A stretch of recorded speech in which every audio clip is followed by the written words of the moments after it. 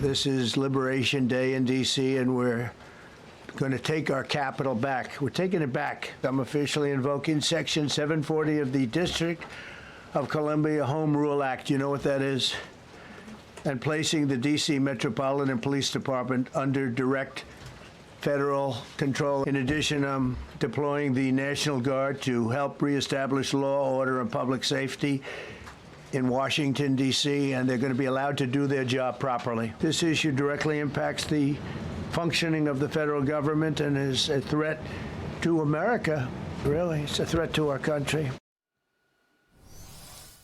And that's President Trump announcing the federal takeover of the D.C. Metro Police Department yesterday under Section 740 of the D.C. Home Rule Act, all in a move to bring law and order back to the nation's capital.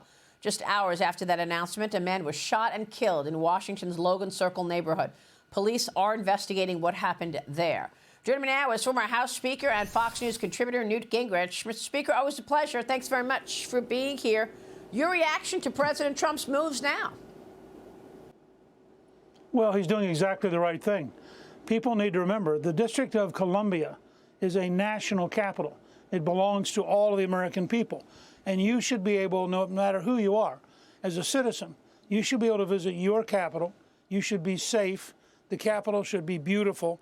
You should be proud of it. The Founding Fathers deliberately created a federal capital. They wanted it not to be controlled by any state, and they wanted the federal government ultimately to be accountable for it. When I was Speaker, we basically took over the district government, reorganized it, restructured it, and led to about a 10-year boom in investments, home buying, people moving in.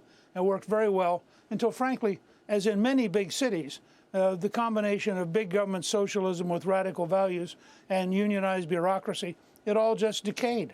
And now it's decayed enough. I'm delighted that President Trump has the courage to step in and decide that the American people should take back their capital, make it safe for everyone, and do the things necessary to make it once again a beautiful, remarkable capital city. I totally agree with you. I mean, this is the entree into America. This is the city of government. You would think that if you're going to commit a crime, you don't want to do it in Washington, and yet crime has been spiking. That's the arrogance of it all. How do you explain the Democrats' pushback on this? Look, the Democrats, tragically, have become a party of big government socialism with radical values. They prefer the criminal to the police. They prefer breaking up the law and order rather than enforcing law and order. They are for open borders. They're for massive numbers of illegal immigrants. They are for people getting paid to not work. They oppose work requirements. And so there's a whole ideology. The Democratic Socialists had their party recently and basically argued that they're going to take over the Democratic Party by 2028. And you look at people like Mamdani, the candidate for governor, candidate for mayor in New York.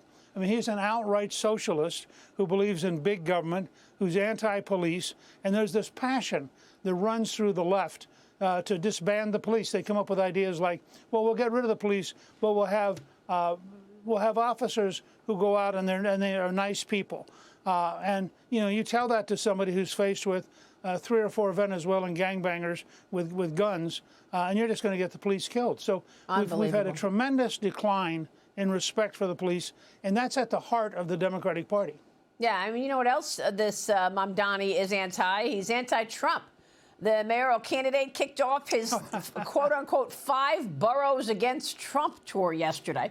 He kicked it off in Manhattan. The self-described Democrat socialist is vowing to oppose the president, quote, every step of the way. Watch this, Newt. Donald Trump does not respond well to cowardice, to collaboration. He requires a response that showcases the ability to fight back against that same agenda. My administration would be Donald Trump's worst nightmare. How else can you describe a president who has sought to entertain suggestions of deporting me, of arresting me, of taking control of the city over the will of New Yorkers? Those are the actions of a president who is afraid of the fact that I will actually deliver in a manner where he is simply betrayed. Yeah, Newt, something tells me that Zohran Mamdani is hardly President Trump's worst nightmare. In fact, the president had some choice words from Mamdani when I asked him about it a month and a half ago. Watch this. What did you make of the New York Democrat primary? Mamdani. He's a communist. I think it's very bad for New York. I don't know that he's going to get in. It's inconceivable that but he's a communist, and he's a pure communist. I think he admits it. But I can't imagine it. But let's say this. If he does get in, I'm going to be president, and he's going to have to do the right thing, or they're not getting any money. He's got to do the right thing. It's shocking that I would have assumed that I used to say we will never have a socialist in this country. No, but we'll have a communist. I mean, he's a communist and going to be mayor of New York. So I was very surprised when I never heard of him. Who would you be poised to support in New York? I know that you. Well, I don't want to say that because, I have a lot of people, a lot of friends, and I have everybody. So I don't want to get into that. I can tell you this: whoever's mayor of New York is going to have to behave themselves, or the federal government is coming down very tough on them financially. And Newt, President Trump can do that. He can hold back federal money, and that will put Mamdani in a box. Do you expect President Trump to weigh in on the New York mayoral race at some point before November? Well, he might. I mean, I think the question is, does it help or hurt? I think they have in Curtis Sliwa, they have a Republican candidate who right now is in the race. I mean, Mamdani's clearly ahead. And in a city that's 70% Democrat, if you're the Democratic nominee, you have a huge advantage. And frankly, he's getting a lot of support. There was an article yesterday that in Silicon Valley, the workers at places like Meta and Google are sending money to Mamdani because they admire his big government socialist approach. But the picture you showed of Mamdani, think about this irony. It was the healthcare workers were standing behind him with signs. Guess what percent of their salaries come from federal programs, whether it's Medicaid, Medicare, or other programs? So Mamdani's going to pick a fight with the one guy who can financially cripple New York City. It's a sign of being utterly out of touch with reality and living a fantasy life of big government socialist dreams. And just simply uninformed about the realities of the President of the United States. Newt, it's always great to talk with you. Thank you, sir. Newt Gingrich joining us.